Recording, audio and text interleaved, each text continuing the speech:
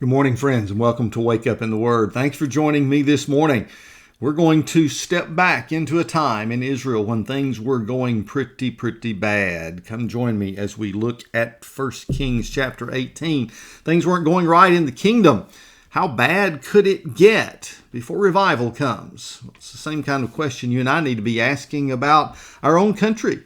Is it bad enough that people that are hurting will turn to the Lord instead of following the schemes and the falsehoods of evil people? Well, let's just wait and see. Perhaps we need to go through a period of time very much like the people of Israel did and be confronted in an episode very much like what took place on Mount Carmel. Well, let's set the stage for this as we're getting there. We're in 1 Kings chapter number 18.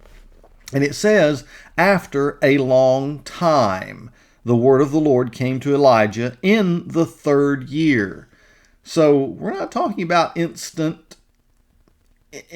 solving of the world's problems. We're talking about God letting this turmoil, this trial, play itself out. When the rain stops, people don't just automatically turn to the Lord and recognize that what they've done may have contributed to the drought. Instead, it takes some time. It takes some actual suffering, some pain. It takes some things that are not very pleasant. That's some of what's going on in the world even today, as we've watched the leaders of the new green kingdom, the beast kingdom, lead us down a path that is leading to death and destruction. How long will it be before people rise up? Well, you may have noticed in the news, but probably not, because it's not covered the way it should be in major news sources, what has just happened in Brazil. Apparently, an election that takes place down there was fraught with problems. It seems like election fraud is taking hold of the day, and people realized it. They saw the scheme unfolding, and now they are upset. It is what one person called perhaps the biggest protest ever seen in a single country in the world, as millions have taken to the streets. And all of a sudden, things have been shut down, including the results of the last election, where a known communist Marxist, some of the same folks supported by, yes, George Soros and his crew, narrowly won the presidential election. The people there don't believe in the results because they saw what took place in some of the precincts that pushed him over the top. Well, this is what's going on. Don't know what's going to happen down there, but it seems like the people have had enough pain. They're ready to stand up, maybe even revolt. Who knows? Pray for our friends in Brazil, because it's a mess going on down there right now. Well, when it comes to people having the incentive to change, sometimes they just have to feel the pain of their sin. And in particular, when you think about what's been going on even in our world today, how many young people have to die from fentanyl overdoses? How many crimes have to be committed by people who are here illegally? How many more terrible headlines will we have to see before someone wakes up and says there has to be a change in our leadership? You see, Israel was being led at this time by Ahab and Jezebel. What a pair. And they were leading the nation down a path of destruction. They had led them to worship Baal, and the nation was now suffering because of that. Well, here comes the prophet of God. Here comes Elijah. And what does he say?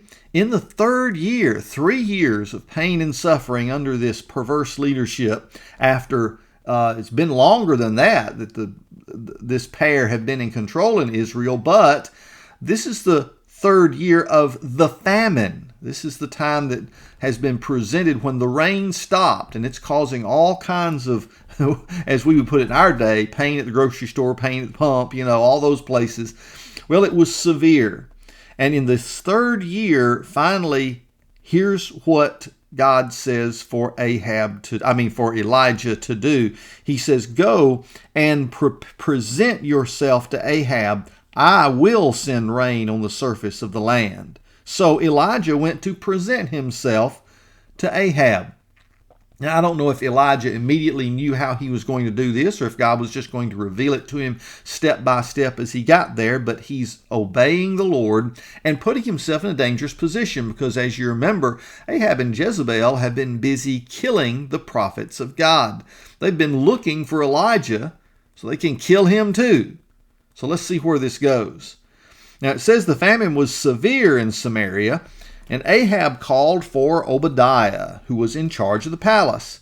Now Obadiah was a man who greatly feared the Lord, and took 100 prophets and hid them, 50 men, in a cave, and provided them with food and water when Jezebel slaughtered the Lord's prophets. Now, here's something that's interesting. You know, every time there's an evil, wicked ruler in the world, and regardless of what country, it doesn't mean that there aren't some good people still hanging around serving that country, maybe in the palace of the perverse leader. And that's what's happening here. Obadiah is a good guy serving in the palace, but he's serving a wicked king. It happens. And what do? You expect that sometimes in these governments, there are going to be people that really, although they're still on the payroll of the perverse group that's in charge, these folks have the best in mind for the people they're serving. Obadiah was like that. He was one of the guys that served the people of Israel, and he pretty much wanted the best for the people of Israel. But what are you going to do? Well, he had to keep his mouth shut, or else he'd be one of the casualties. So Ahab said to Obadiah, look, go throughout the land to every spring, to every wadi. Perhaps we'll find grass so we can keep the horses and the mules alive and not have to destroy any cattle. Well, they divided the land between them in order to cover it. Ahab went one way by himself. Obadiah went the other way by himself. And while Obadiah was walking along the road, Elijah suddenly met him. When Obadiah recognized him, he fell face down and said, "Is it you, my lord Elijah?" "It is I," he replied. "Go and tell your lord Elijah is here." Now watch Obadiah's reaction. But Obadiah said, "Wait, what sin have I committed that you're handing your servant over to Ahab to put me to death? As the Lord your God lives, there's no nation or kingdom where my Lord has not sent someone to search for you. When they said, 'He is not here,' he made that kingdom or nation swear they had not found you." Now, what Obadiah is saying is, listen, the CIA of the day was out looking for Elijah the prophet. They had not been able to find him. The FBI had marshaled all of its agents. They were looking for this renegade prophet of God that said he was going to turn the water spout off and it wouldn't rain. And guess what? It hasn't rained since he said that. We got to bring this guy in. He's an enemy of the state. He's a criminal. Hunt him down. But they have not been able to find him. Remember, God had prepared places for him and hid him from the enemy. Now, verse 11, as Obadiah goes on, he says, "Look, now you say, 'Go tell your Lord Elijah is here,' but when I leave you, the Spirit of the Lord may carry you off to some place I don't know. Then, when I go to report to Ahab and he doesn't find you, he will kill me. But I, your servant, have feared the Lord from my youth. Wasn't it reported to my Lord what I did when Jezebel slaughtered the Lord's prophets? I hid 100 of the prophets of the Lord, 50 men to a cave, and I provided them with food and water. And now you say, 'Go tell your Lord Elijah is here. He will kill me.' Then Elijah said, 'As the Lord of armies lives,'" the Lord of hosts, it says in most translations. That's what it means, a Lord of armies.